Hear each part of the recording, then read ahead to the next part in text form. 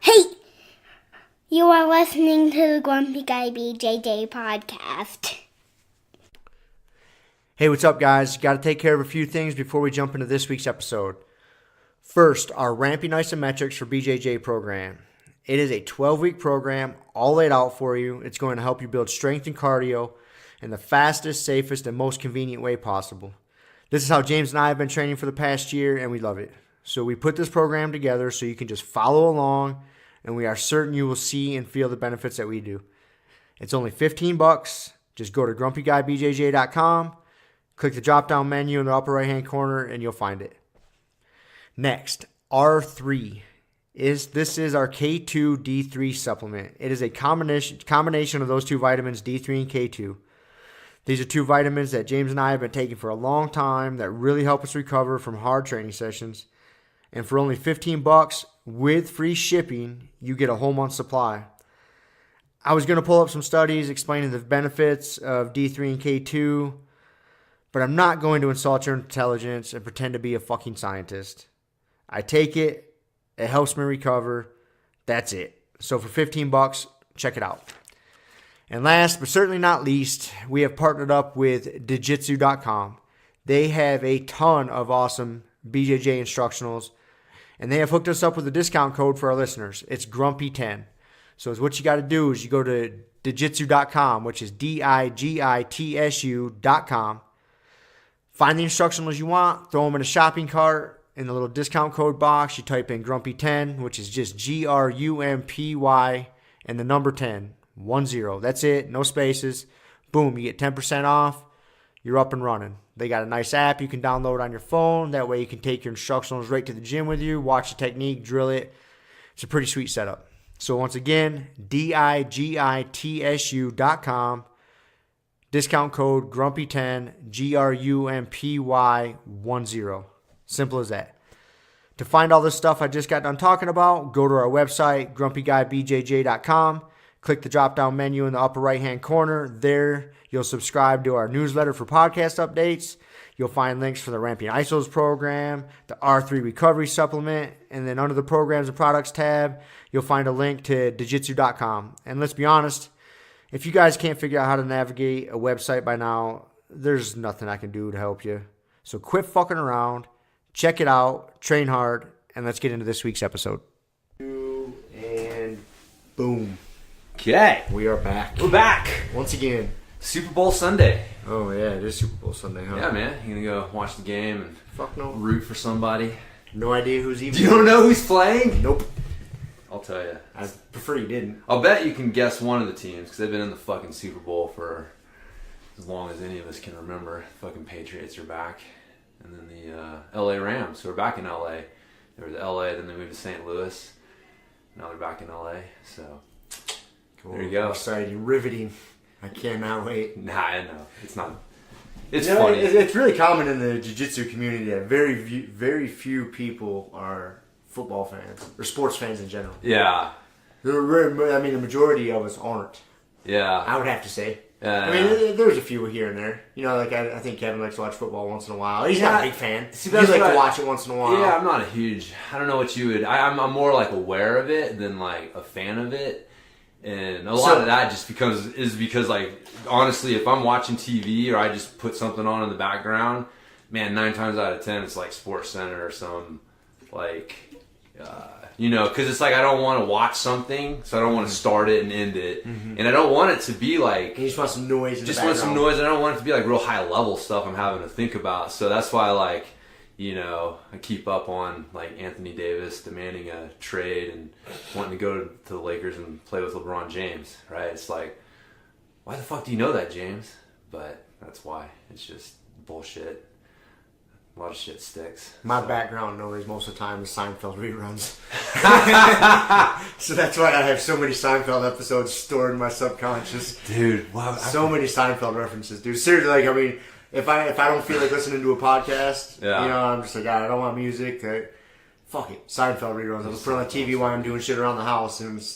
So I'll hear it as I'm in and out of the room or here and there. Oh, yeah. Yeah. Dude, there was something the other day I was making a Seinfeld reference about. I can't remember what it is. I'll probably remember later. But yeah, it's one of those shows. It's like The Simpsons. Like, you watch enough episodes and you can pretty much relate anything that happens to you to one of those episodes. You're like, oh yeah, that's like this on that show. And so actually you learn a lot about life. That's one of those shows that we're talking about. It's like, dude, how have you not seen Seinfeld? If you watched like Modern Family or like one, like what the fuck are you doing watching any of these current pieces of shit sitcoms if you haven't seen Seinfeld? Yep. Or the Chappelle Show. The Chappelle Show, yeah, man. Come on, Joe Funk. By the time you hear this episode, I fully expect him to have watched at least a couple episodes. He said that he's seen a couple clips, so he's not like completely unaware of it. Like he's seen was it Tyrone Biggums, the black white supremacist? Is that what was it? Yeah, was that his name? I think so. Yeah, something like that. Bigsby. Clayton Bigsby. Clayton Bigsby. Yes. That's what it was. That was what it was. The blind black white supremacist. The blind black white supremacist. Oh man, that's one of the clips I've let Shiloh watch. Oh my god. I'm like, man, this is so hilarious, dude. When he takes his mask off and one of the dude's heads like explodes. Oh. But anyway, so he's seen a couple, so it's not like he's not. But I mean, that's funny though. Like that's how pervasive that fucking show was. Is even if you didn't watch it and you had no intention, man, that show still. It was such a pop culture. It was so good, man. Like that, like the whole thing. Like I'm rich, bitch. Like you say that, it's like, dude, that's fucking from the Chappelle Show. Fuck your couch. Yeah. What do you mean? I'm not a truck driver. I bought all these menthols. I'm rich, bitch. Anyways. So yeah, Super Bowl Sunday. I'll probably watch a few minutes of it. I don't think I have the ability to watch it if I don't have regular TV. No. I get the ESPN Plus app so I can watch fights, but I bet you anything Super Bowl's not on there. No, I don't think so. It's on like I got the satellite, the little fucking antenna that you got to pin up now to get your local stations. Yeah. It's like pretty much the only reason I have it. The only reason I ever watch that shit is if I'm curious or trying to kill time on a Sunday and watching football. But I don't know. It's funny. I think we've talked about this before. Like football is just not. It's almost weird, man. Like the knowledge now of like, oh, like this is entertaining, but these guys are fucking killing themselves. Like their careers are so short-lived. The head trauma and the body trauma and the like effects that actually has, and like I know the NFL is trying to step up and help change that, but still there's a little bit of you that's watching. It's more like watching a fucking nasty car wreck that like, dude, somebody probably got really hurt or died there, rather than like, oh, that's kind of interesting, that's fucking entertaining. But anyways, seeing a car pointing backwards on the road, when like how that happened is different than like, oh fuck, that dude got fucked up. You know what I mean? Like we want to watch that shit. Two human beings crashing into each other. It's entertaining. It's always entertaining. Always entertaining. So speaking of which, we watched the Gordon Ryan Gabriel Rocha match. Yeah, that was interesting. Interesting match. Yeah. Gordon Ryan wins by a point because of his heel hook attempt. Yep. So it was yeah, it's a decent match. Yeah. Kind of I don't know, uneventful, nothing too exciting. Yeah.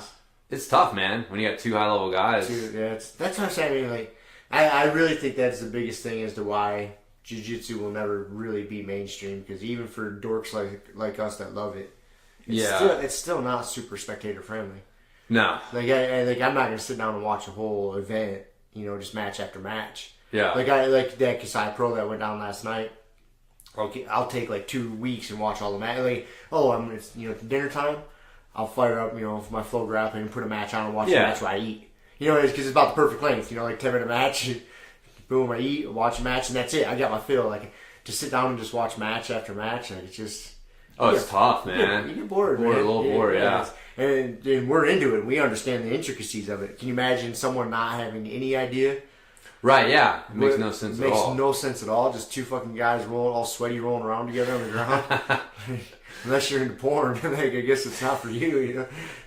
I get it. Like it's not entertaining, man. Yeah, not necessarily to watch. It's fun as shit to do, though. Super fun to do. It is. It's one of those interesting things. It's a great participant sport, but not a great spectator sport. Yeah, something that's been happening the question I've been getting a lot lately with this fucking growing out my hair nonsense to the people in my life that know I do jiu-jitsu. They that's just a sound they make with their mouth. They really don't know what that means. Right. You know, they know that's what I tell them I do, and that's what I say I do, right? And that's why I come into work or functions with, black eyes and my ears are all fucked up. And I keep getting the question, like, well, you're growing your hair out. Can they pull your hair? Can they pull your hair? Dude, you wouldn't be surprised how many times I've got that question. And that's, to me, I mean, I'm like, no, it's a sport.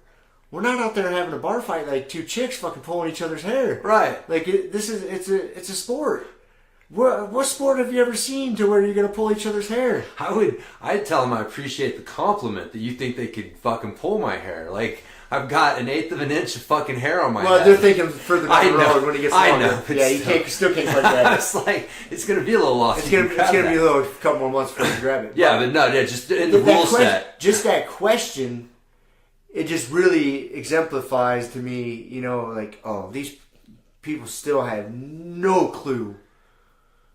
What? But I wonder. So then I start wondering, like, well, if I just told them I wrestled, like if I say I was in college or high school and I was wrestling, I wonder if that same question would come up in their mind for some of these people. Or I don't know if wrestling, because I think wrestling, it's an Olympic sport. And so they just assume there's no hair pulling. Probably assume there's no hair pulling.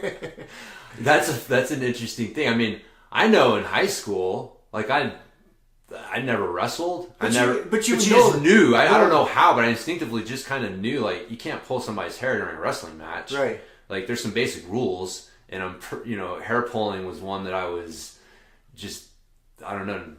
So anyways, but yeah, I don't think so, just because it's a different context. I guess. But that's the funny thing, is like people, because they don't realize that it's more like wrestling than Taekwondo. Yes, yeah, and I think that's what it is. People just get so confused. Yeah, they just don't know what it is. They know it's not quite Taekwondo. They think it's more towards the UFC. And I think there's a lot of people that watch the UFC and think they're allowed to pull the hair in that. Because in the original one, in the older ones, you could. Yeah. In the first couple. No holds barred. No holds barred. Anything goes, man. Anything, grab the nuts, grab whatever. Whatever, anything went. And so I think there's still people that kind of operate in that mindset. Oh, it's like, no holds barred. Which is interesting because it is like there aren't any holds that are barred. Well, there's just like certain strikes. Well, you can't pull hair. Well, it's not really a hold. That's a hold. You're holding somebody's head by their hair. That would be a hold. I guess so. You can't fish hook. That's a hold. Yeah. I mean, You can't stick your finger in somebody's butt or somebody's nose. That's true. It's a hold. All right. These are all holds you can do. There are some holds that are barred. Holds that are barred. So, all right. So, yeah. But yeah, it just, anyways. It just amazes me. Like, I've got that question. Honestly, dude, and it's only been a month since I've been growing out my hair. I've got that question at least 3 times. That's funny. That is an interesting question to get. Well, what about people pulling your hair? I don't. You say it and I still laugh. Yeah. Like, if somebody asked me that, I'd fucking just start laughing. Yeah. Just the visual of it, of like, oh yeah, like pulling fucking like chin hair. Somebody's got a beard. Really. It's a good chin strap. And then whenever somebody asks me that, man, I have to like take a second. What are some of the like anger management techniques? Like, okay, find all the blue things in the room. Is that an anger management? Did you get that off a movie? No, I think that's the thing I learned at one point in time. There's no blue things in this room. No blue things in here. Just count, Rob. Just count. So sometimes I gotta like count or find some blue things, and then I don't snap. Like, what the fuck are you talking about? Right. Oh my god, that's funny. I haven't gotten that one. I mean, I've had a couple people, like, 'cause I say I do jiu-jitsu, and then they'll be like, Brazilian jiu-jitsu? And it's like, yeah. I mean, I guess there is like Japanese jiu-jitsu too, but then, yeah, I don't know. It's like, I think people don't really know what to ask. I've honestly, unless I'm looking at a fellow grappler, like if he's got fucked up ears, or he's just some fire hydrant looking dude, like okay, this guy's been in some combat sports. Unless it's somebody like that, because they'll look at me and they see my ears or black eye or crooked, scraped up face. Yeah. I just tell them I wrestle. It's easier. Yeah. Because it requires no explanation. Requires no explanation. Wrestle. That's it. I wrestle. Like, oh, okay. No, that's good. It saves me having to talk to somebody I don't want to talk to. Yeah. Most of the time. Because as soon as you say you do Brazilian Jiu-Jitsu, the amount of retarded questions that come up. Yeah, unless you're trying to talk them into doing it. Right. It's just a waste of time. It is a waste of my fucking time. So, yeah. Choosing the conversation wisely. And I'm really good at it. Sometimes I slip up.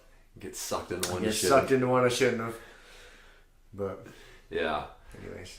Yeah, no, it's funny. Actually, that girl Susie, the bodywork specialist, who gave me the elbow smudging stick. Yeah, my elbow still hurts. Does it? That thing's bullshit. Well, you got to do more moxibustion on it. What's that word? Moxibustion. Moxibustion. Now, what is that? It says on the side. I have no fucking clue. Oh, that's what we did. The stick is a moxibustion stick. It's a moxie stick for mild moxibustion. So it means, I don't think it's a word. It's obviously a word. It's printed on fucking. Somebody thinks it has a definition. It's less than a word. It's less of a word than apropos. It's more of a word. Less of it's the same. No. Anyway. I don't think it's a word. I'm looking it up. Good. Yeah, it's probably some Chinese medicine word, because that's what it was. It's like it's mogwort, I think, if I'm saying that right, and then if I'm choosing the right thing, and then like some sage, Chinese sage, and so that's what's in that stick that we burned. Yeah, so basically it's like a cigar, right? And you just light the tip of the cigar, and then you just point the cherry of the stick at what is inflamed or is sore, and it's supposed to help speed up healing and get rid of inflammation and stuff like that. So I think we were better off taking a drag off of it. Maybe, man. I don't know, dude. I don't know. Than just smelling it. It's pretty hard. I can still smell it. Yeah. Smell it on my arm or my clothes or something. I can smell it. Yeah, that's so. But anyways, that's what. But she, when I went over to her house, and I told her I was doing jiu-jitsu. She said that her son started doing it. I guess he went to a Jocko event. And so it was like, and then jiu-jitsu either came up or it was like part of maybe it was like one of those weekend things that he does. And so they did some jiu-jitsu, and so he's all into it now. And so it was interesting because like talking to her, she's like, knows a little bit, but not quite exactly what's going on, because it's definitely not her world per se. But yeah, I mean, it's kind of cool though that it's getting around, like different people getting into jiu-jitsu that slowly but surely necessarily do it, which is only good, man. The more people doing jiu-jitsu, the better. We were talking about that the other day, that we kind of frame helping each other get better. What was that yesterday? As a selfless act, like we're some altruistic asshole, like, oh, I want your jiu-jitsu to be good.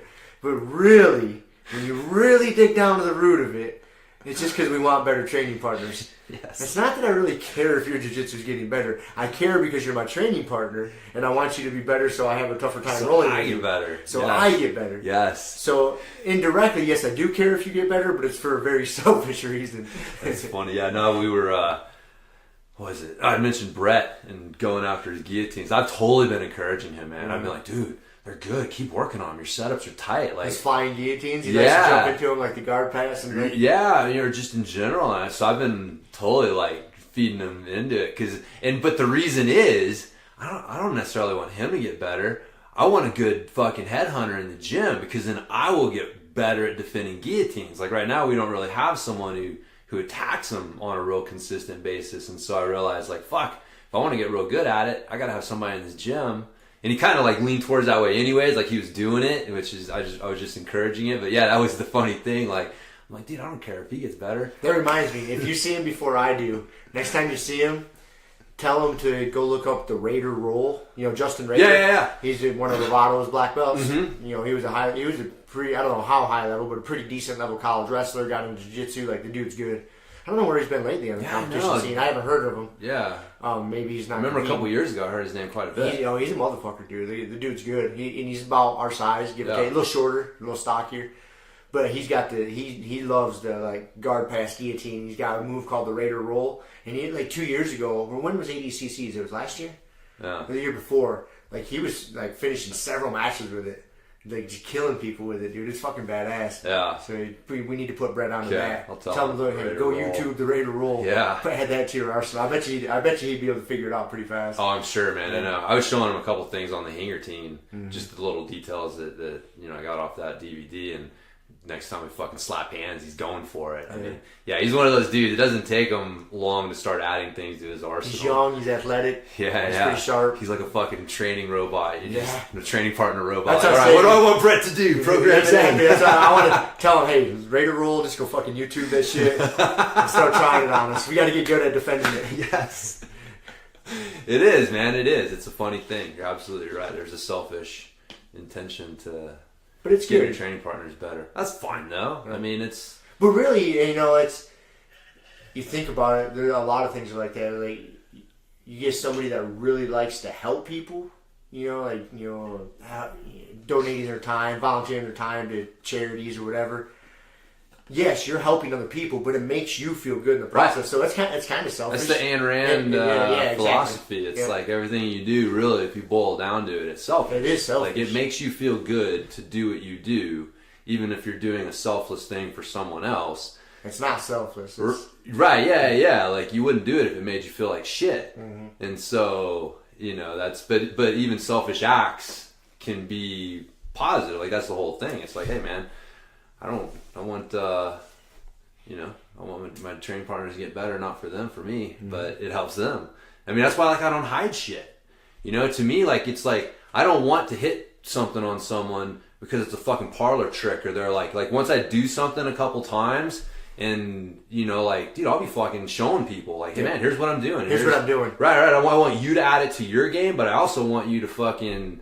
like, defend this motherfucking thing. Defend it easier. Defend it better. It's like, make me learn how to, like, this is just too easy. Like, you're just, but anyways, yeah, it's interesting if you're going to get your training partners better.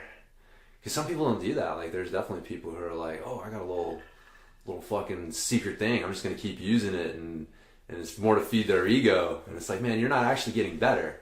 You're not making your training partners better. You're not getting better. That's. I'm glad we're talking about that. We won't jump into it yet, but that's something I kind of wanted to talk about today was like the benefits and like how to start building your own system in jiu-jitsu. Yeah. Like you're really big on that. Yeah. You love having little fucking systems, and you get in your little paths. You'll be in a certain path for a month or 3 months, and then it'll change and boom, boom.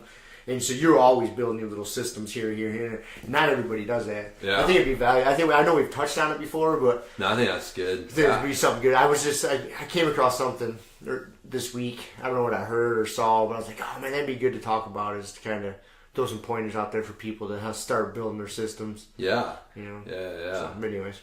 Well, yeah, something kind of related to that I had down on my notes was I saw an article talking about the science behind drilling.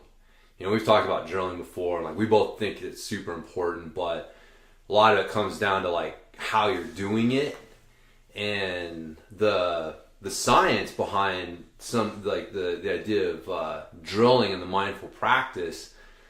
Basically, it was a study done back in 2008, I think, and they showed that with an fMRI image of the brain that. And they put these buttons in front of people, and it was like, pick which one you're going to choose to hit, left one or right one.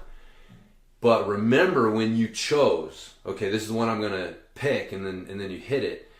And they were able to predict using the fMRI image up to 7 seconds before someone became conscious of the decision that they were going to pick which one. So, like, the subconscious brain makes a decision and becomes aware of what it's going to do before the conscious brain does. And so, like, I obviously people like Sam Harris take that shit and start talking about free will. I was just gonna say that. I was like, I've heard this in the whole free will topic of discussion before. Right. I've heard about this study. Right. Although I would argue that you still have some choice in what you put in your brain to help form your subconscious. So your subconscious isn't completely uninfluenced by the conscious. So, anyways, discussion for another time. Or we can get into that. Anyways. But the point is that what drilling does is it moves things from that conscious brain to your subconscious brain. That when you first start doing a move, anything really, like driving to work or brushing your teeth or whatever it is, you have to really think about it. And then eventually it becomes habit. You don't have to think about it at all. And that's what's happening when you're drilling the right way. Again, there's like there's a right way and a wrong way to drill for this to happen. But that's the point of it, is you're trying to, and just rolling will do that. I mean, you know what I mean? Like time will do that, but like drilling allows you to just fucking speed that process up immensely. And that's the whole point, is like, and we've talked about it before, when you like, something happens and you're like, where the fuck did that come from? Like, how did I react to that like that? And that's what's happening. Like, your subconscious brain is fucking ahead. Like, it's, the subconscious brain has my foot shooting out to catch that butterfly hook before my conscious brain even realizes that old boy's leg moved. And that's the whole point. You're trying to get your brain to that point. And that's what the drilling does. But that's also why when you're rolling with a higher belt, like, man, like you, Kevin, like you guys are powering the vast majority of your roll off your subconscious brain. And, white belts are powering like 99% of it off of their conscious brain. They have to think about everything. And so that gap, like, that's why I feel like, dude, when you get ahead of me or Kevin gets ahead of me and I can just feel it, it's like I can't catch the fuck back up. Like, they're just one step, shit, 2 steps, fuck, 3 steps ahead of me, and I know I'm fucked. I can't catch back up. And it's because you guys are just, boom, that reptile brain is just powering your fucking roll. And so, anyways, though, but there is science behind the value of drilling. I kind of found that interesting. Wanted to point that out for people. Like, drilling is the secret sauce. Like, if you're not drilling, like, you're really making things harder on yourself than you need to be. So I agree 1,000% if that's possible. Yeah. So what? I guess when we talked about before, what are some of your tips for like good drilling versus bad drilling? Man, where do we start with that? I think good drilling versus bad drilling.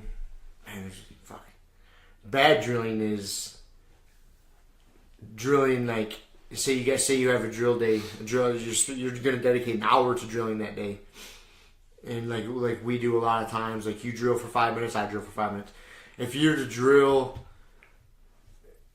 5 different moves in that time and none of them are related in any way, shape, or form,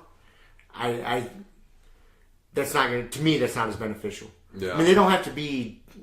I would say related either to each other or a specific problem that you're trying to solve. Correct. Yep. There needs to be some sort of relationship as to like, okay, I'm going to drill this escape, and then usually after this escape, A or B happens. So then I need to drill this or this. Like a system, like I just brought up. I think that's important to the drilling process. That's one. Not just whatever you happen to look up on YouTube before you came into class that day. Yeah, we've talked about that before. Nothing's more maddening than it's like, what are you drilling? I don't know. I looked it up on YouTube. Why are you doing on the drive this? here, I was watching this YouTube I don't know. It just looks cool. Right. It's like, Jesus Christ, man. And it's something that doesn't fit your body type or your personality type, your game. Like, what are you doing? Yeah, even if it's a stupid reason, like, we respect people that have some sort of reason for what they're trying to drill. Maybe, all right, look, I understand what you're thinking there, but maybe that's not the right way of looking at this solution. But yeah, when you ask somebody, like, why are you drilling this? And they're like, I don't know, it looked cool on YouTube. It's like, fuck. Yeah, like, that is a waste of time. Yeah. So that's one that I think it's a waste of time. Man, it goes back to, like, what I was talking about before is, building your little systems. And early on in your jiu-jitsu career, like a system, it doesn't need to be complex. It can be, if you, let me back up. So let's say you have to start somewhere, and like when you build a system. So for me, I like to work backwards. Like start with an end result, and usually in the beginning, it's like an escape because you're getting fucked up. Like you need a good mount to escape. Let's say that's pretty common. People are like, you always hear that. How do I get out of mount, or how do I get out of top side or bottom side control? So start, okay, what's your end result? Bottom side control. Getting out of there. Okay, so you get a move, one escape from when you're dead to right. Somebody has set up shop and side control or mount. You got an escape. So drill the fuck out of that. And then you back up a step. Okay, so how did that person get to that mount? Where did you fuck up? Because, like I say it all the time, is, what is the best mount escape in the world? Don't get fucking mounted. Yeah. And so if you're so worried about a mount escape, don't get fucking mounted. So where did you screw up ahead of time that led to that? So, back all the way, back up to, okay, they were in my half guard. How'd they pass my half guard? So you gotta figure out what your problem is, or what the problem you're trying to solve, and then work your way backwards. Yeah. And it takes some thought. It's not just a collection of techniques. Excuse me. It is, you got to figure out a solution to your problem. And that's what that drilling comes in. Because sometimes you'll go into your drill and like, man, I don't like that. Or you'll have it in your head one way, and you'll start, like, that'll happen to me. I'll start drilling a move, and in my head, I'll have all the steps planned out. I start drilling it. But then by the time because I'll drill that same move all hours sometimes. I'm just dogmatic about it. But by the end of it, the last series of drilling, my last 5 minutes of drilling, looks significantly different than my first 5 minutes. Yeah. Because I was troubleshooting along the way. Like I had a plan that I thought this was going to work, and like, oh, this isn't quite working like I thought. And so I have to kind of adjust on the fly, so to speak. Or you figure out like what are the key points that make this work. Make it work, yeah. So that I can really like emphasize and focus on them. Yeah. Because I was like, when we were drilling yesterday, like that was kind of, you hit that reversal move into the Darce, and the first time it was just the move, and then the next time it was just you started, okay, I gotta, you really started playing, like thinking about like what makes this move work. Exactly. What could you do to counter this that I have to pay attention to? And so like by the end it felt different to me than the first one did. But it's because every rep, I think that's such an important point. Like it's one of the things like in the like talent is overrated and the talent code and all of these books that talk about the that it really comes down to focus practice is what makes the difference between high achievers and everyone else. And that's a big part of focus practice. Is it's not just going through the motions. It's like every rep you're taking an assessment of like, you have a focus, and then it's like, all right, how did that feel? What could I do better? What did I not do good? And then the next rep, and I would teach people that with weightlifting. Man, we've talked about this before. Like people watch us lift weights, and we do this so quickly. This is on our subconscious level, kind of going back to that after each rep, we do a quick assessment. How did that rep feel? What did I do right? Do I need to do something better on this next rep? Okay, go. And I'm not gonna say like every rep is that focused, but for the most part, it is. Just because we've been doing it for so goddamn long. But you versus someone who just does like 10 reps, and it's like their brain turns off, and they get to the end, and it's like, what were you thinking about that whole time? I was counting to 10. It's like, fuck, man, that's not helping you get better. Like, your movement practice is not getting better, and it's the same thing applies to jiu-jitsu. Like, if you're not, when you're drilling, whether it's in class or drill class, it's, you need to be focusing on what felt good, what didn't feel good, what can I do better the next rep? And each rep, you need to go through that little assessment process so that each rep gets a little bit better. Even if it's just on intention is so important, right? Like, it may not look a whole lot better because maybe the body and the mechanics, you just don't have a few things figured out yet. But man, as long as your mind is working towards solving that problem, like it'll try different things. It'll get the body to figure out how to do it. It's just, I tell my kids, man, like, dude, our brain is the greatest problem-solving thing ever put on this planet. You just have to give it the right question. That, and you got to get out of its way. And get out of its way, yeah. Don't try to overpower it sometimes.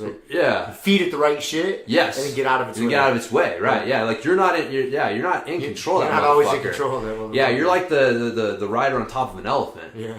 You know, and so it's like, yeah, you gotta point it in the right direction, then let it do its thing. But if you're not pointing in a direction, then the fuck's going on? What, the rider on top of the elephant? That analogy came from didn't that come from the Coddling of the American Mind, Jonathan Haidt? I think so. Yeah, I've heard that. Yeah, you just I just read that the other day. I was reading that. And you said that, and I was like, where the fuck it was so funny you said that. I was like, where'd that fucking analogy come from? And I think that's what it was. Yeah. I think that's what it is. Yeah, there's a couple, I've heard that one. I think there's another one or two that are, real similar. Right. It's like, because basically it is, man. Like our conscious, quote unquote, free will driven brain, is pretty insignificant compared to the subconscious brain.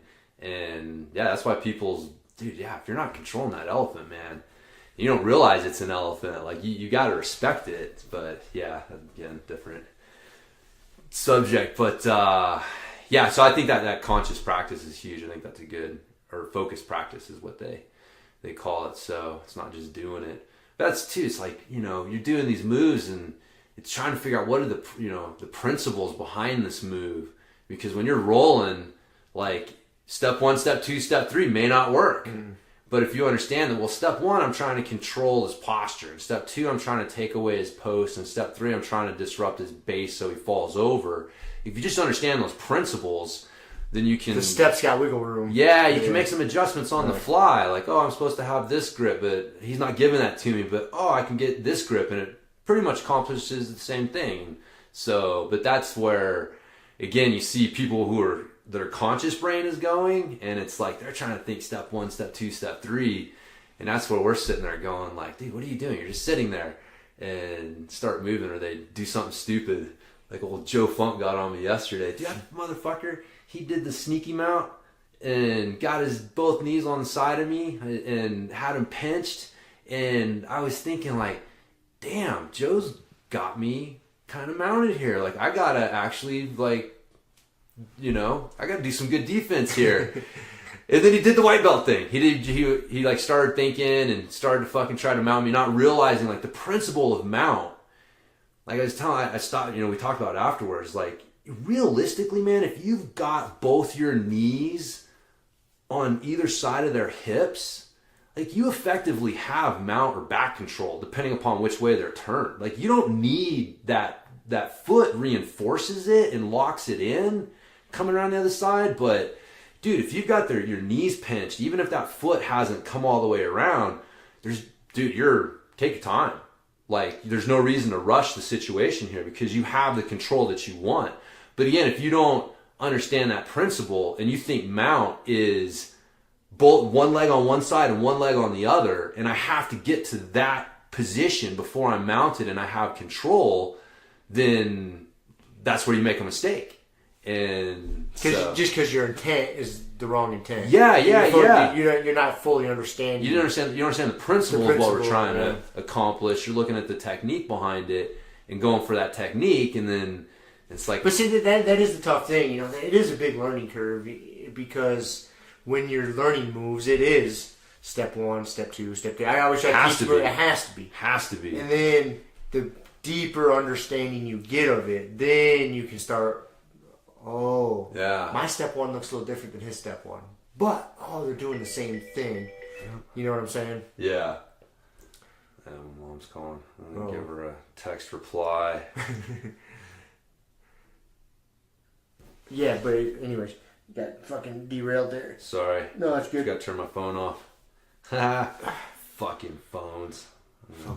Fucking phones. Yeah, but because when you're learning techniques, and it is step 1, 2, 3, and 4, and there'll be times you may learn something in class, and for you for months, for years, it might just be that move might just be step 1, 2, 3, and 4. Yeah. Then several years down the road, or several months down the road, you get a little bit better understanding of it. And then it might just be a better little understanding of step 1. And then and 2, 3, and 4 are still just 2, 3, and 4. Yeah. But now you have a little bit of better understanding of 1, and you can wiggle in there. And that's just the whole growth period. That's learning, yeah. That's just the time you got to put time in. The time in the ass whoopings you got to put in. But if you're not thinking about it, no, it's not going to happen. It's not going to happen. And dude, I was yelling at everybody in class. Because I'll do that. Like, when I come in and teach class, like, if I can make it in during the week, man, those positional sparring days that I have is, dude, I love doing those. I think they're so fucking beneficial. Yeah, those are great. We need to do them more. Yeah. I really think so. I think they're a huge asset for so many different reasons. Yeah. Like, we do short rounds, 2.5-minute rounds. Hey, I like so the way that you do it, just for anybody that hasn't done it, like, I like the way that you do it. Like, explain it real quick. So what I'll have our class do is I'll pick a position. Let's just say back mount. And the higher belt gets screwed always. I just say, so if we're doing back mount that day, whoever you're wrestling with, if you're the higher rank, that dude's on your back with a seat belt, hooks in, that's where the match starts. And then it's just a match from there. You know, yeah. We do it's not position. It's not specific training. training to where if I escape back mount, we go to back mount. Right. That is just we're having a live sparring match. It's about a 2.5, 3-minute round. And I do 2.5 minutes, so it's fast paced. So you can't play old man stalling jiu-jitsu. You got to get the fuck out and attack because you only got 2.5 minutes. Yep. Short rest period, and then you're on to the next partner. Yep. Same thing, and it gives you get so much time spent in that position. You're forced because that's just the rule set we put in that day. But you're rewarded too because if you get out, you can fuck this dude up. Yeah. But then you got to go back to it. You got enough time to work. Yeah. You got enough time. Yeah. If you can get out, you can get out, fuck him up, and then you're back to it. And then if you don't, you're on to the next guy. But is what I'm getting at is where I was getting on people because people were doing it mindlessly. Because if you don't know what to drill or where you're having problems at, those forced, positional sparring sessions like that give you they should give you a shit ton of problems to deal with to take into your next drilling session. Like, oh, I couldn't get out from this guy's back mount. Why? But I could get out from this guy's. And the real monkey answer to it is, oh, that guy's back mount sucks and his is good. But there's something that makes it. What's different? What makes his good and what makes his bad? Right. Oh, he's just bigger. No. You're missing it. Like what was he doing to you that gave you so much more trouble than what this guy was doing? And so you start figuring it out. Even if no one's giving you the answers, you can find the answers yourself. You're like, and even if you don't know, ask the guy that was holding you there for 2.5 minutes. Like, what the fuck? What were you focused on? Why couldn't I get out? Yeah. Like, if you can't see it, if you can't see where you were stuck, ask him. Like, hey, were you focused on this? That's all you need to ask. You don't have to go way down the rabbit hole. And man, they're so beneficial because you can pick up so much bullshit that you're doing, or so many good things or bad things somebody else is doing, and you can and in that way, when class is over, you can ask questions. Because I always ask after those, hey, what positions were people getting stuck in? Besides, obviously, the back mount. Yeah. Like, what problems were you having? Why weren't you able to get out? And that's what I always hope for is those questions afterwards. Or why weren't you able to maintain it if you're the lower belt? How come people were escaping your back mount so fast? Yeah. And I use those from a coaching standpoint, too, because I watch. Now, I really try to watch, especially if I got, somebody who doesn't know what the fuck they're doing on my back. I'll let them kind of sit there for a minute and try shit, and I can watch the room. And it'll help me see what other people are doing. Right. And I'm like, okay, I see this guy's fucking this up, this guy, and then I can do my thing. But I try to train with everybody in the room that night and see what they're doing. And that was one thing I learned last time I had us doing mount. There's so many of the lower belts, because I had to start mounted with a one-inch cross collar grip. With one cross collar grip. Yeah. And as soon as we would say go, they would abort the cross collar grip and go, Spider Kid style, right? Isn't that what we call it for the kids? Yeah. Where they put the hands out. Where you put the hands out and your base, chest low. Yeah. Which is good base. Yeah. But that's what a lot of our noobs are doing. And and finally, like, it was like the 4th round in, one of the white belts did that to me. He had a good collar grip. I was like, hey, I was like, sink that collar grip in there, dude. Like, forearm in my neck, put that thumb in grip deep. Then we'll start. So I let him get, like, in a really good position. I even had to work his knees up under my armpits a little bit. I was like, get me up here, collar grip, go. And as soon as we go, he yanked that arm out and based.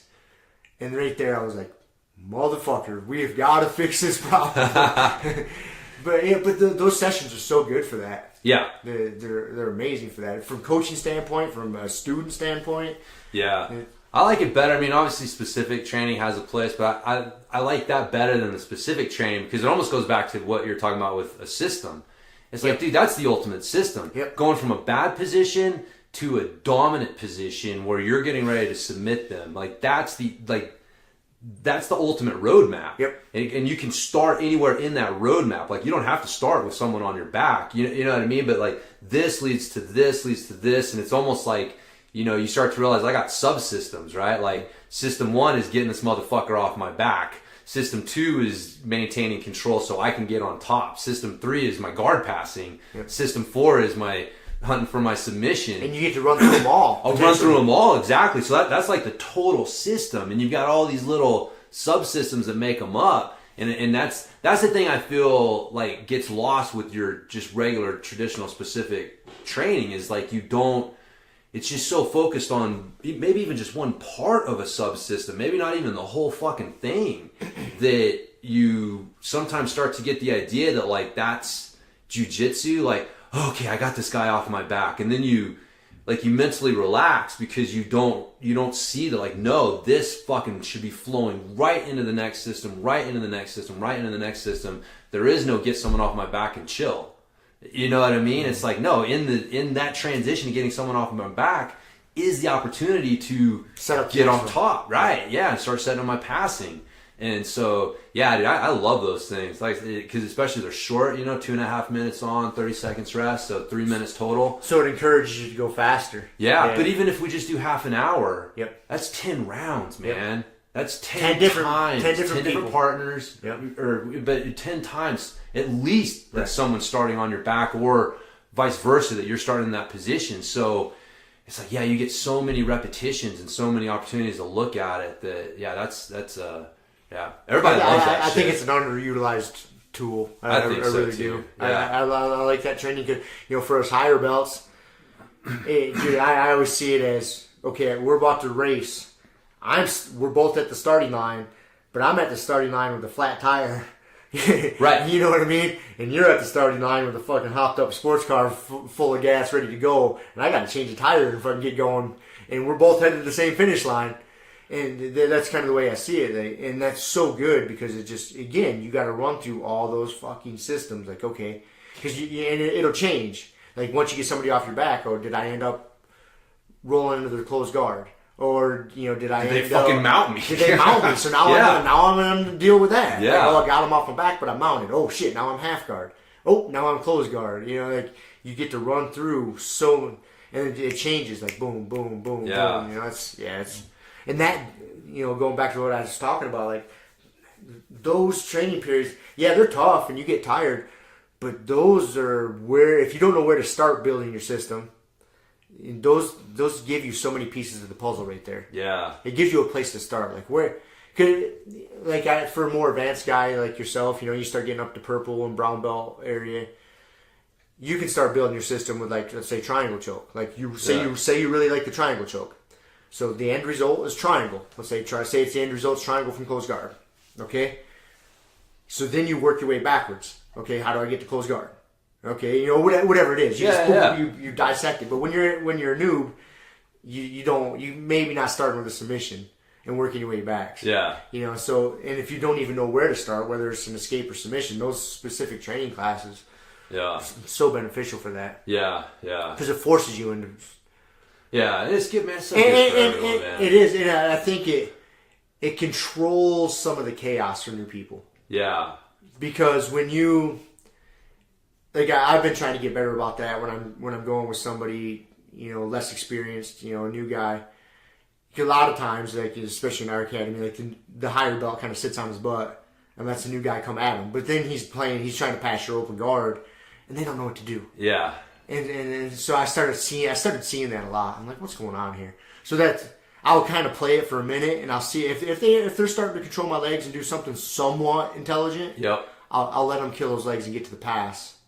So that way they kind of get a little win, but then at least we're starting to do some better jiu-jitsu at that point. Yeah. You know, like going from a side control. Or sometimes I'll just say, fuck, hey dude, just start side control.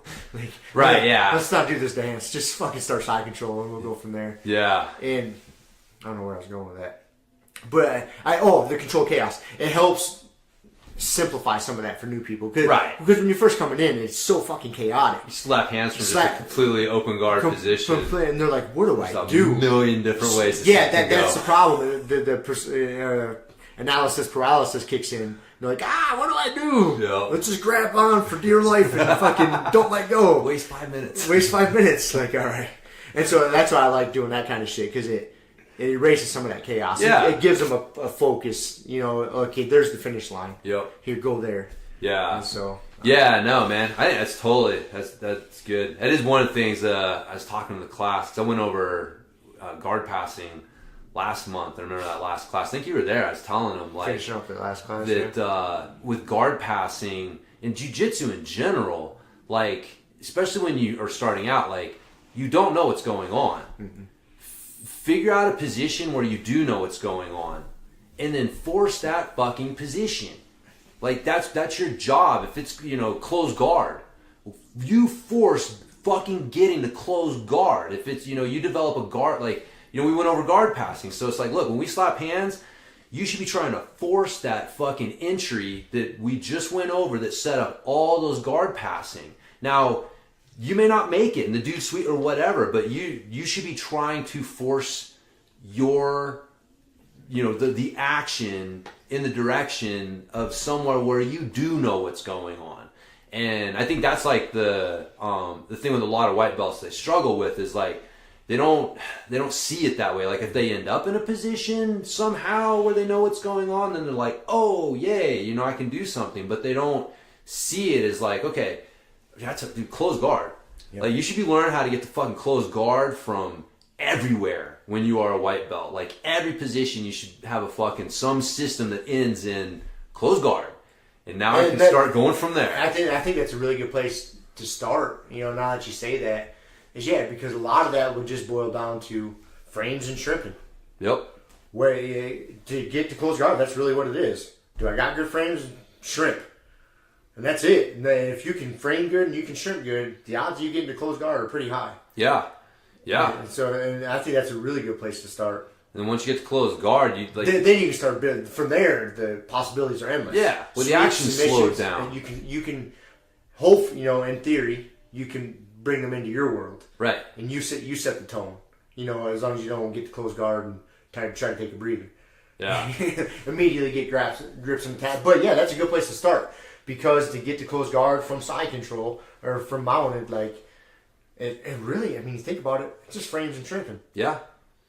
That's the foundation for all the other fancy shit. Frames and shrimping. Frames and shrimping. Yeah. But yeah, man, like, I think that's the, again, I just think a lot of people struggle with that. They don't know what to think, and so they think nothing. Yep. Whether they're drilling, whether they're rolling, whatever it is. And it's like, man, if you don't have some sort of focused thing, man, you slap hands and you should have, and again, like, we get to the point where, we'll have a little fucking, okay, I kind of know what you're going to do and you kind of know what I'm going to do. And we do this little fucking dance a little bit. And then all of a sudden, once one of us sees, okay, here's a fucking path that's opened up, like, we'll go for that path. But that's because at this point, we have a couple different options. Like, I can pass from a couple different positions. I don't have to force this one. But if I know this one, I'm fucking forcing that one, like, over and over. And dude, thinking back, it's like close guard, single leg X, like, like those two positions were the ones that as a white belt, like, man, I learned how to force those positions,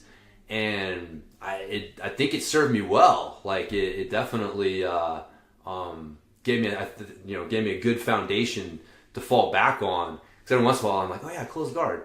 It's like a fucking toy that you forget that you have. Because you got all these other shiny toys, and then you come back to, like, the one, like, oh yeah, this toy's so cool. This toy's so cool, and it was my first favorite toy, man. Yeah, I remembered your close guard, but I avoided your close guard like it was cancer, dude, because your legs are so strong, and you got kind of long legs, for our size.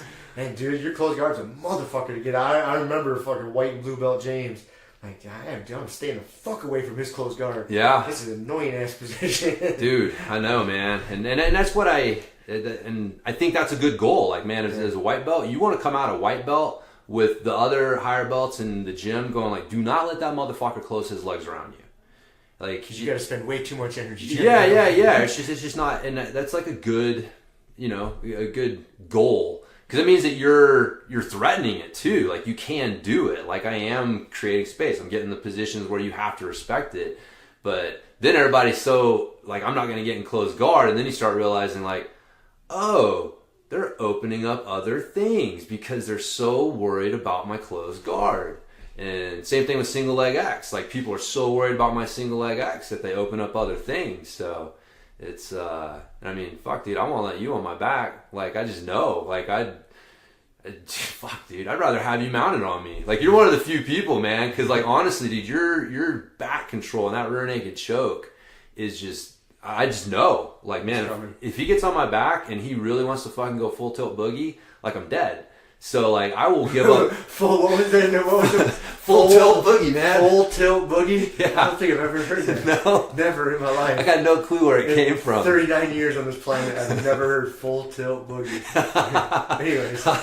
But, so, like, there's definitely positions, like, certain people have that are like, man, you just avoid those like the fucking plague. But then you find yourself giving up other shit. And it's like, anyways, yeah, that's what happens. But have a plan, man. Have a plan. Drill your fucking... drill and be mindful. Try to take mental notes. And then that's where we talk about having a journal off to the side. Mm-hmm. And even, dude, you can just scribble some nonsense in there. Like, you get done, someone gets done whooping your ass. All you have to do is run over there like, James got me here. Or whatever. Like, I was stuck here. Just something like... back bump stuck. Gotta work out. Yeah, just back bump stuck James. Just like something like that. Write that down and that way you'll remember, believe me.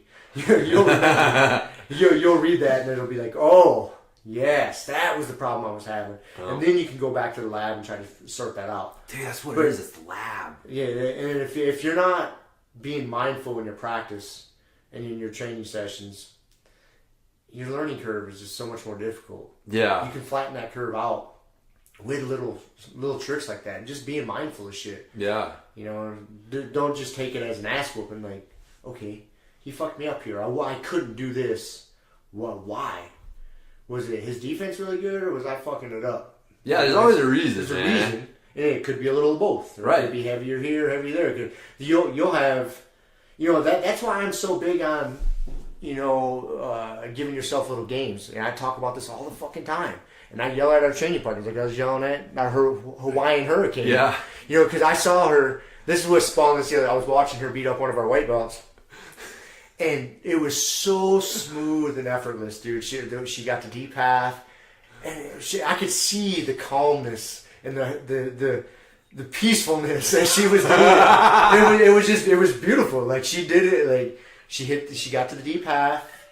She set it up, did basically the Homer Simpson sweep, kind of like to do wrench. And like, it was just so like, and there's white belts flailing around. And the white belt she did it on is pretty athletic. So it's not like it was just some non-athlete person. This chick's pretty athletic too, was moving around. Yeah. And she just so effortless. I was like, there's your new rule for the month. New rule. You can't do that on people lesser skilled than you. Just because she's so good at it. Yeah. Obviously, like, I want her doing it, because that's part of her A game, I would say right now. Yep. At this point in her jiu-jitsu career, that's one of her A game positions. Oh, for sure. For sure. And so, she's so good at it. Maybe it's so good at it on that side, she needs to work at it on the other side. Like, if she's really good on deep half on one side, maybe on white belts, do deep half on the other side that you suck at. Yeah. But yeah, when you get to a point to where you're so good at something, you got to stop doing that with the lower belts. Right. Because you're just feeding your ego at that time. Like, because you don't want to get beat up by a lower belt. You don't want to get beat up by a newbie. Yeah. See, if you know if you go to your A game, you're gonna fuck them up. You know that. Well, it's also, and so you gotta allow yourself to get fucked up sometimes. Yeah. You gotta be like, okay, I know I could get deep half here, but let's not. Right. What else could I do? But this part of your building out your system. Right. right? Like, I don't think that's how people, like, you know, I know it, like, yeah, subconscious, I totally agree with you, but again, like, I just don't think people look at that process the right way. So it's like, and that's the way that like, you know, with me, that's why, like, you know, Kevin and I get in these discussions, and I try and tell him, you know, or that, you know, the way that I roll with you is different than the way that I roll with a white belt. Like, with, like, because I have my A game, and my A game can barely keep up with you. My A game is what it is. But I realize that people are going to shut down my A game. And so, like, the way that I'm experimenting with, well, you know, what do I do with my, how do I get my other parts of my game up, are those lower belts. Yep. You know what I mean? Because I know, like, when I come against you and Kevin, like, you guys are going to, you know my A game, you guys are good at defending it. If I have nothing else, then it's, the game's over. And so it's those lower belts, by forcing those rules. Like, man, I don't foot lock lower belts. Well, sometimes Thomas, because he's fucking annoying. But his legs of his are fucking annoying. But anyways, for the most part, like, I try not to foot lock white belts, and I make these rules for myself with people, because I want to work these other parts of my game. But, you know, man, my A game's my A game. And, like, when I'm rolling against someone who's really challenging me, I'm still using or someone that. at your level. Right. You still use it. Yeah. But yeah, it's just to force yourself to sharpen other areas of your game. Yeah. And to help you build. That's it. You're trying to build out your system with those lower belts. And then you go back to it. Yeah. You know, it's like, okay, I feel a little rusty here. You know, and I'll do that. Like, okay, say I set that rule, or, you know, like I yelled at Kelly to do the other day, like, okay, no more deep half on white belts and blue belts. So you go to people at your skill level or higher, and you keep getting fucked up. Well, it's okay. Go back to a lower belt and see where and see where you're getting fucked up. Mental note it, and the next time you go with a lower belt, boom, you go back to it, like, and it'll click eventually. Yeah. Like, oh, this lower belt's not doing this, where this purple belt was doing this, and then you see it, and so then when you go back to someone at your skill level, you can shut that down, and that's how you grow. Yeah. And I think a lot of people miss that. Yeah. And I think those games are so important, man. Oh, Dude, yeah. And that was something that I don't know. Honestly, I have no idea where I picked it up from. I just started doing it,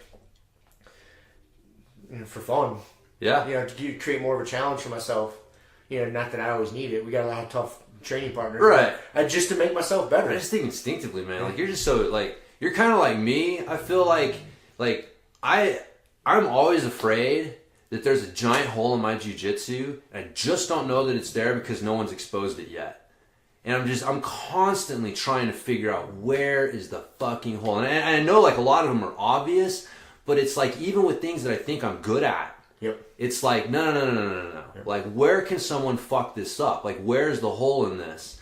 And maybe there's not one, you know, like, but usually there is. There's always something you can get better. There almost always is. And it can be as simple as just switching from one side to the other. Like I was talking about a month ago, to where I stopped myself from doing rear naked chokes in my right arm to the left arm. Yeah. Just switching your sides. Yeah. Like, I'm talking about it this month. Like, somebody's really good at forcing this one. It's like, Yeah, because then you realize, when you're so good at doing one side, how much of your game favors you setting up that other side. You know, forcing people to your strong side. Yeah. And you don't even realize it, because you're so good at doing, let's say, the rear naked choke with the right arm.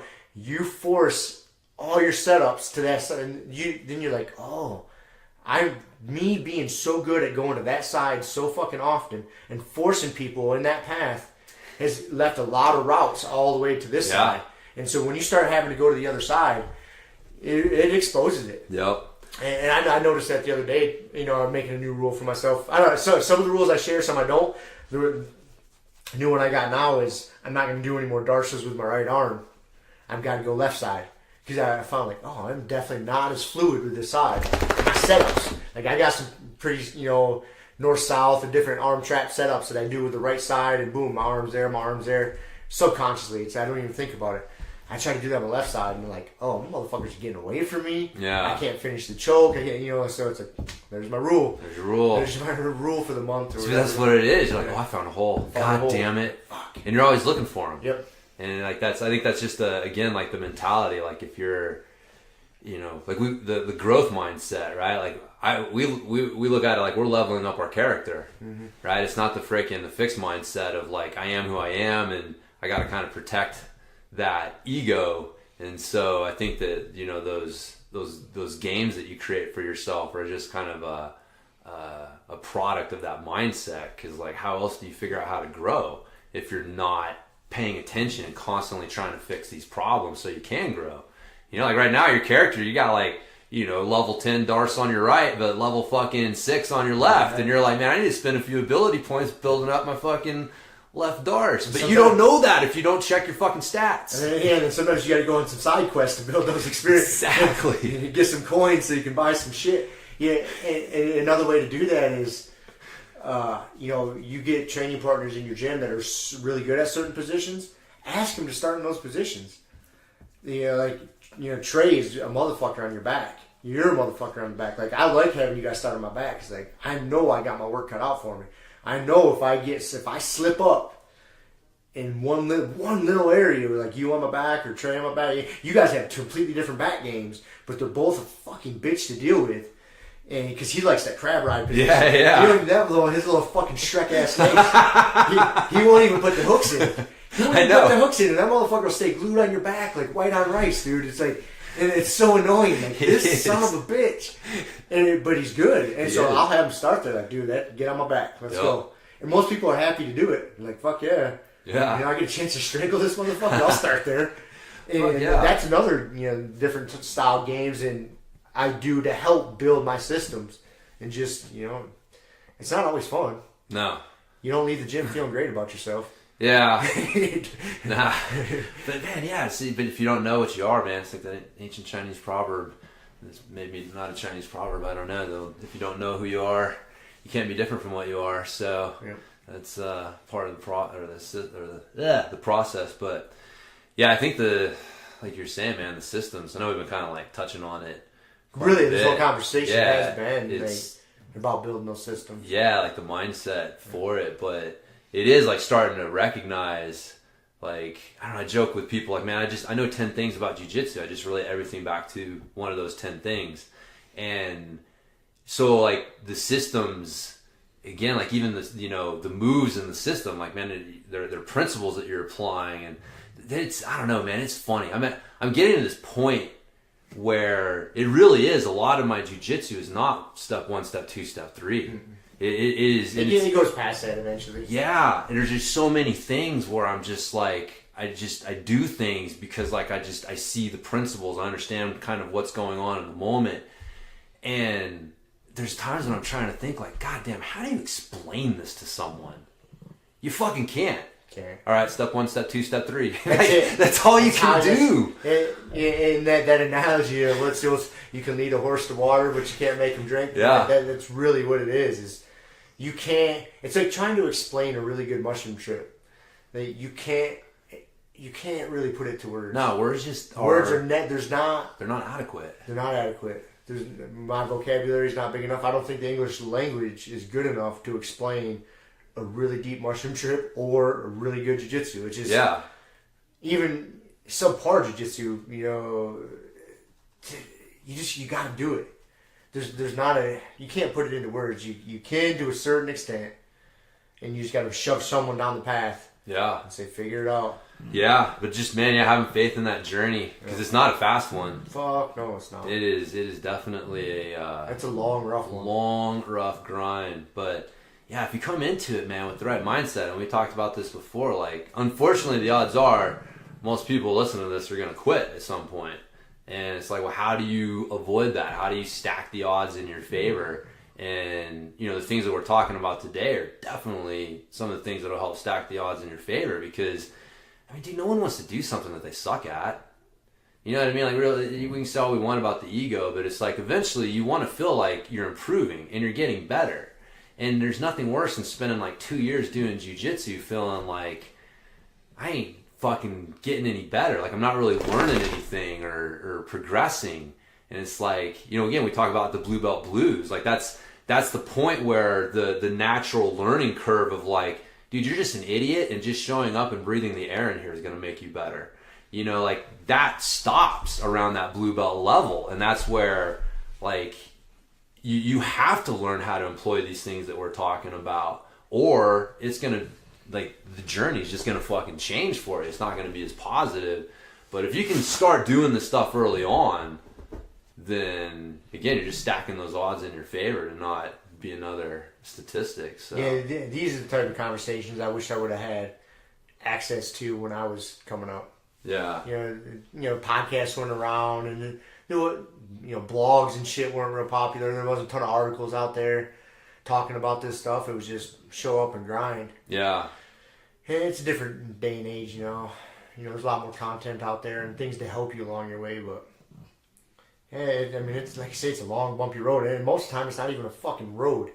There's like a glimmer of a trail that you got to break out your machete and hack through. It's fucking wilderness, It's man. the wilderness most of the time.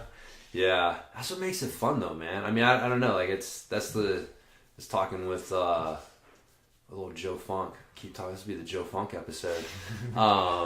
Because he's gonna have his little girl start doing some of the kickboxing stuff, and I was like, yeah, I think kickboxing and some of the kind of, if you want to lump kickboxing with like traditional martial art, like I don't, but it is because it has this is your white belt techniques, yep.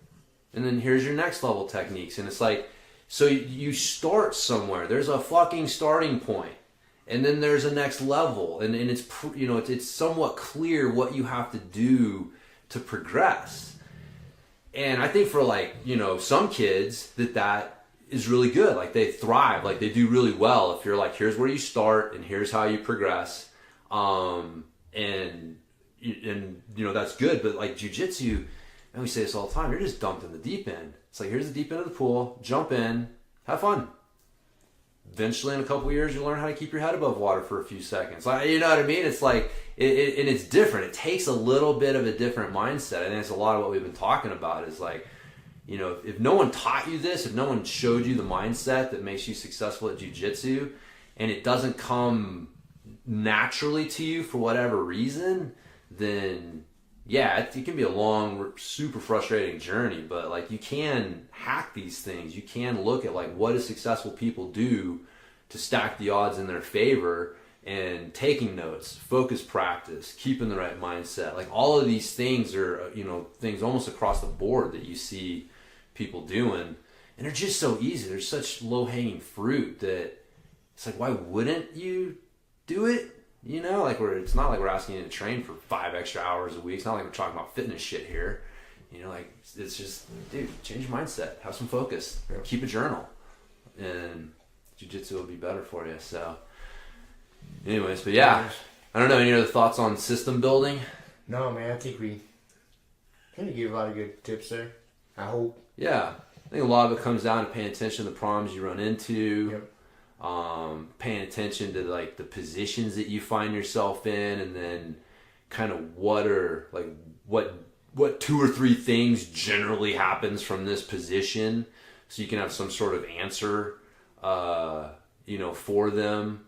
I think just some of those things will just kind of help if you're trying to figure out, how do I figure out how to start building a system. Yeah, that's a good place to start, because you will notice this, especially with certain training partners, like we've talked about that before. You'll notice you'll kind of end up in the same position or a very similar position. Yeah. And so if that's the case, well, use that as a starting point to build your system.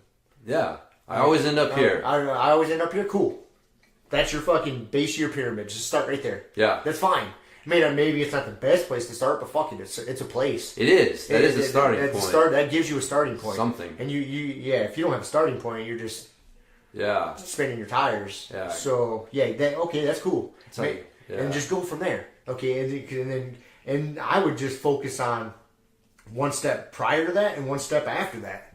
Super simple. Like, okay, what usually happens right before I get into that, or what happens probably the easiest thing is to start what happens from there. Yeah. Okay, what do I usually do from here? Or what can I do from here? Yeah. Maybe not what do I usually do, or what. Okay, say I end up here. What can I do from here? That's a really good place to start. Yeah. And that's you can start drilling the shit out of that. Different options there. Then you can look backwards. Okay, why do I end up here? And working forward at first might point that out to you. Like, oh, I see why I'm ending up here. Yeah. I'm ending up here because of this.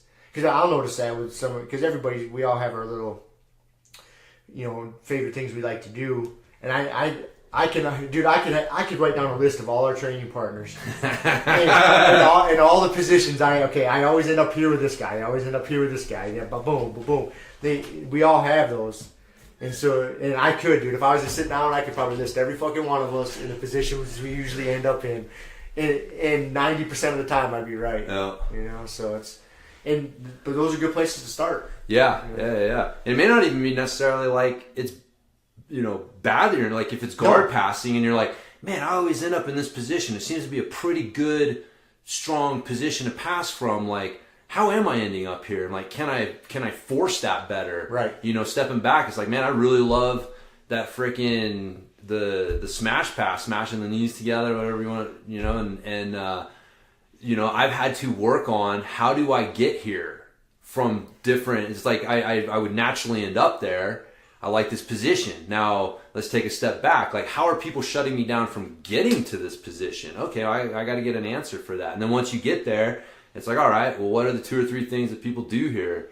But I know I was talking with Shiloh, and she was saying like, jiu-jitsu's, I forget what she said, but she was like, expressing a little frustration.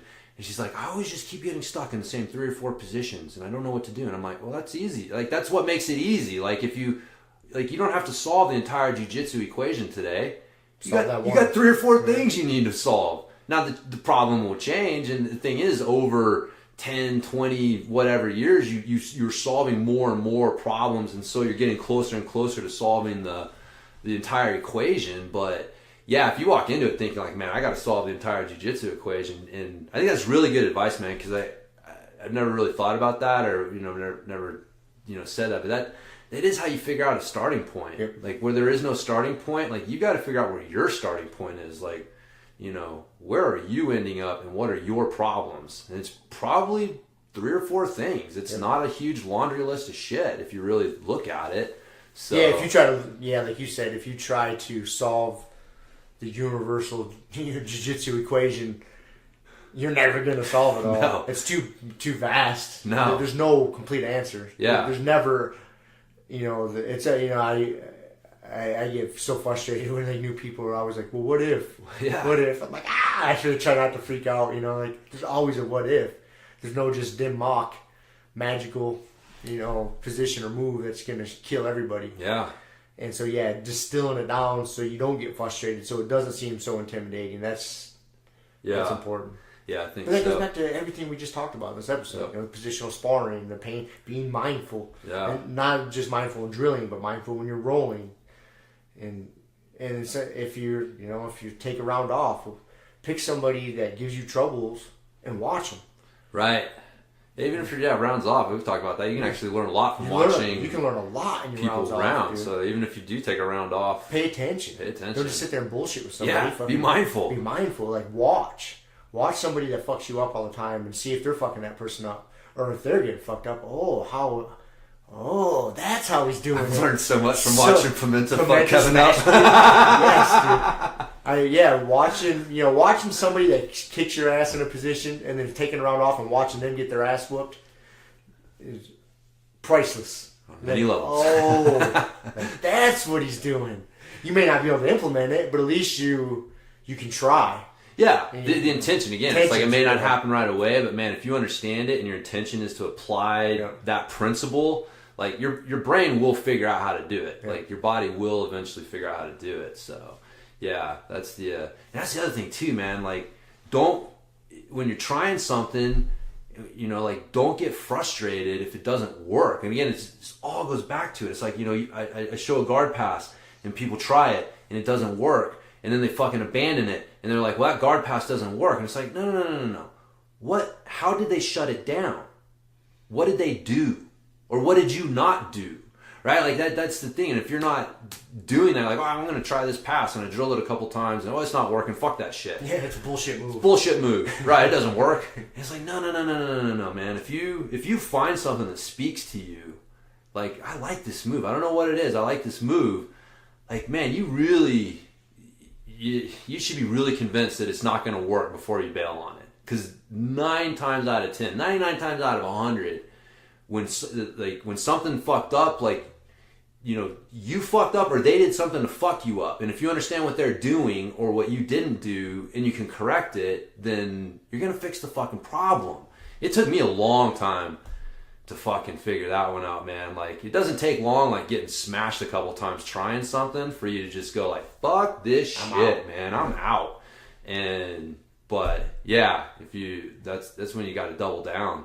And just be like, fuck it. What are they doing? Keep smashing me. Keep smashing me. I'm gonna learn. You're teaching me. You're my best teacher right now. Thank you.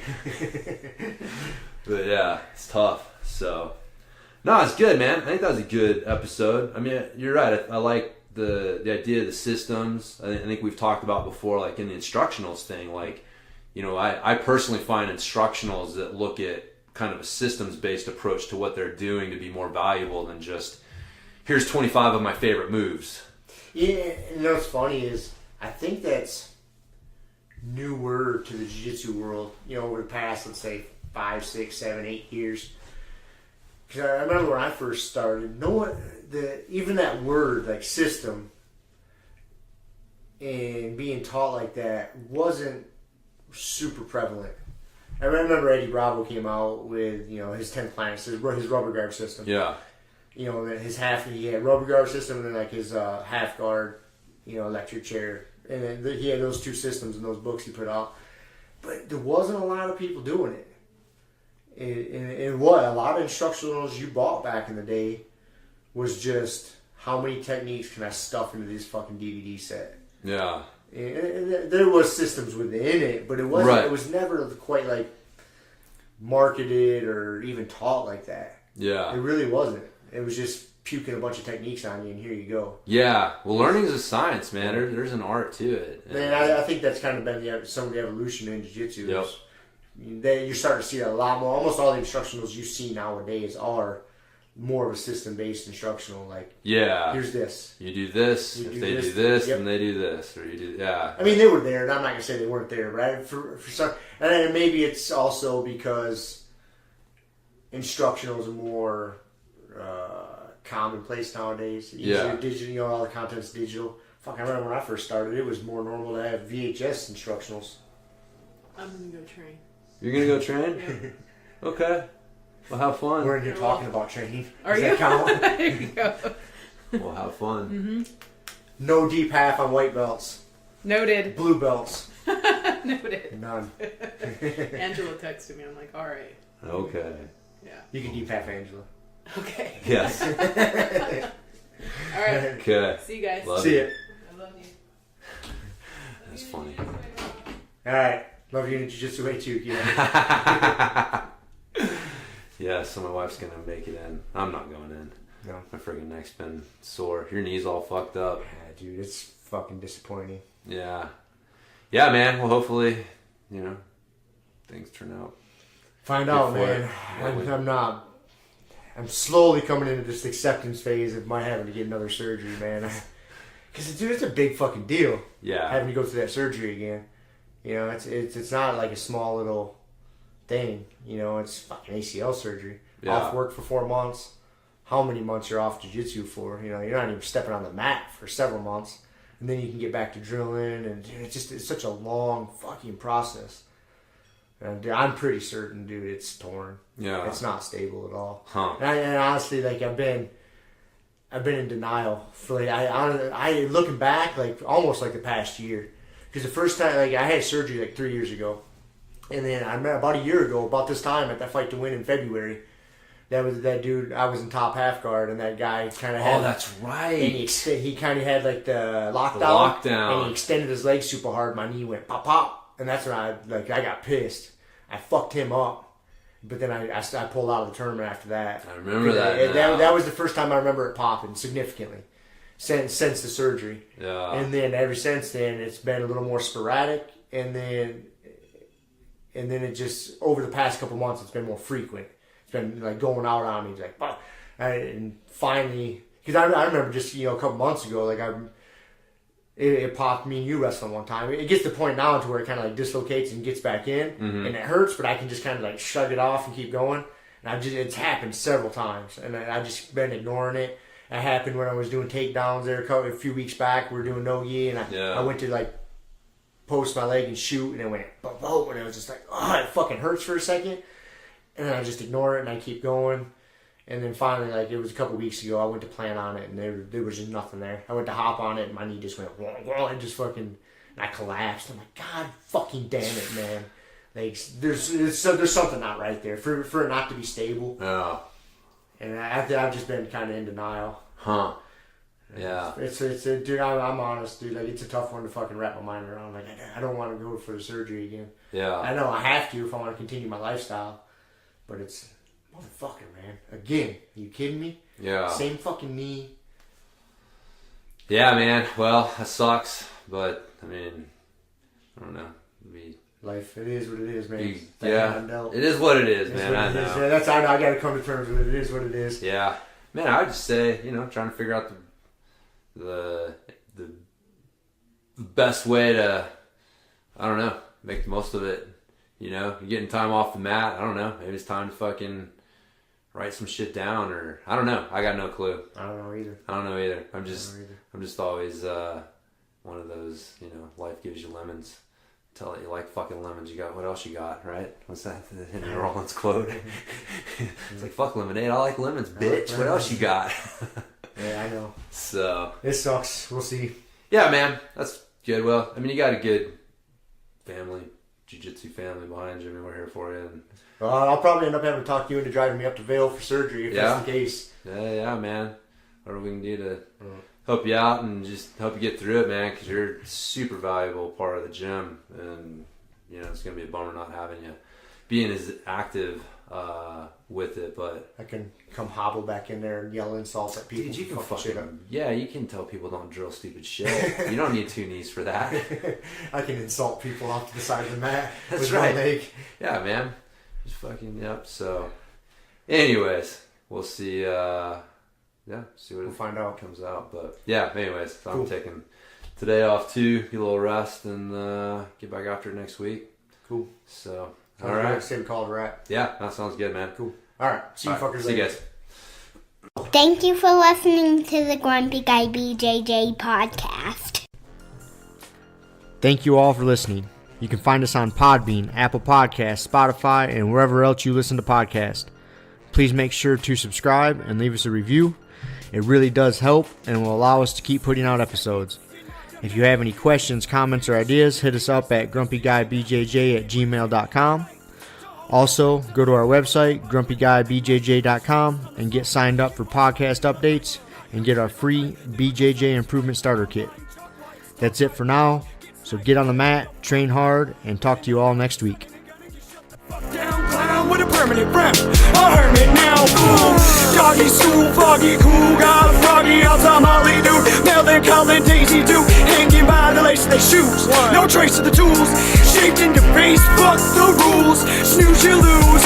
One eye always open, at times two, no clue, but soon a brief monsoon might give you a view to choose. Stay tuned, include, won't conclude. To the end is near, beware there's consequences, but what you do to me and demon, a devil of many levels, I keep on feeding for several of them rebels, me, myself, and I.